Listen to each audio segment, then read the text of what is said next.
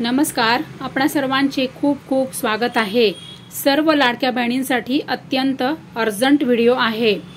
Big breaking news, Ladki Bahin योजना, मुख्यमंत्री लाडकी बहीण योजना आता लाभार्थी बहिणींची पडताळणी सुरू झालेली आहे।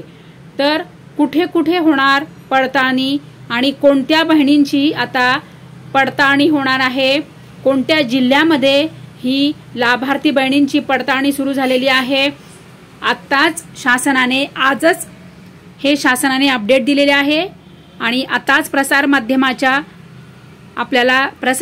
आपल्याला आताच कळालेले आहे आणि अत्यंत ताजे अपडेट आहे।